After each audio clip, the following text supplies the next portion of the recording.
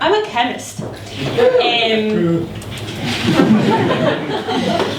So do you guys know what one atom said to the other one when they bumped into each other? Hey, you knocked an electron off me. And the other atom is like, no I didn't. I'm like, yeah you did. Are you sure? Yeah, I'm positive. But to be fair, like I wouldn't have believed him because atoms, they just make up everything. So, Proton walked into a bar and you know what guys, I have to admit, I'm really only here for the credit.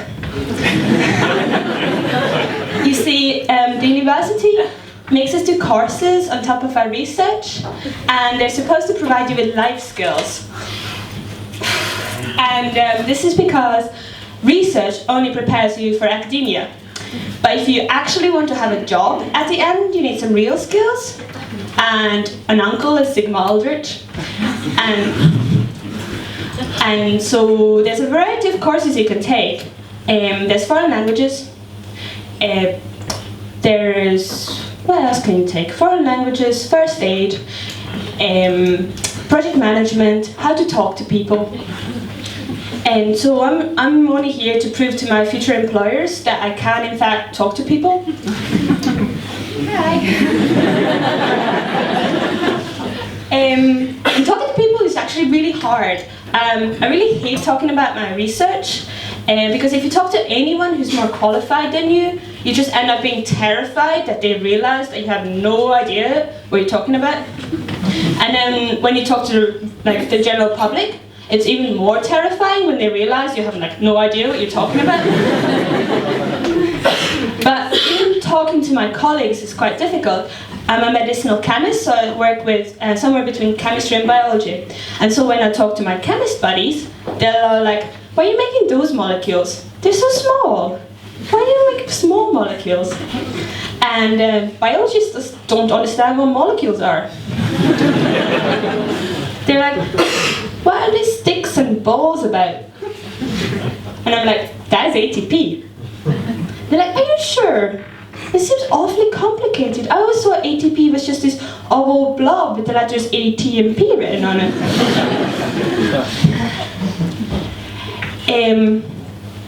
But even, you know, not talking about research, just generally talking, I am really bad at small talk. Shame about the weather, eh? Do you get really wet? I got really wet.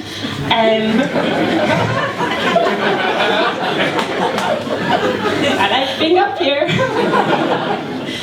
And so I was at a wedding last weekend and I didn't know anyone at all. And I was trying to make small talk to, you know, make friends. And so I met an engineer and I was so excited because engineering is kind of like science, so I thought we'd have loads in common. And so he politely asked me what I did for my PhD. And I was like, so I told him, I was like, I'm making novel probes to elucidate the human spliceosome. At which point my boyfriend kicks me under the table. I was like, shut up! You're making us look like nerds! Like what? What did I do? By the way, for reference, he was the guy who insisted that on his place name for the dinner it said the doctor. I'm the nerd.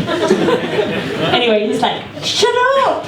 I'm like, his eyes have glazed over. He does not understand a word of what you're saying. And I'm like, I still don't understand what I said wrong. I mean, I said human, and probe, and spliceosome. I mean, do you guys not know what spliceosomes are? Well, thankfully I fell in love with a fellow chemist. And so at least at home, I can talk as much science as I want to.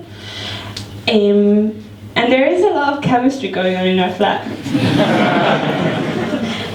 So my boyfriend and I sitting at home, bed at night, bonding.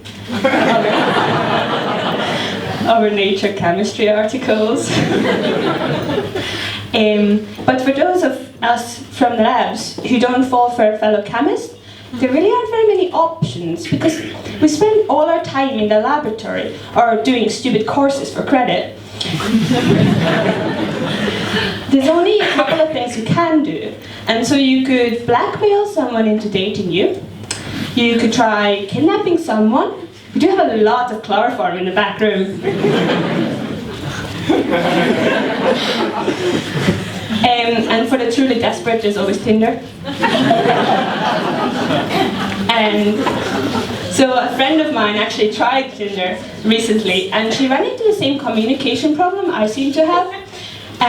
So she was just chatting to this guy, asking all the questions you'd ask before a date with someone, like, so what kind of music do you listen to, and where do you work, and what was your favorite subject? What is your favorite element? To which, by the way, bronze is not a good answer. So I hope I convinced all of you that I can in fact talk.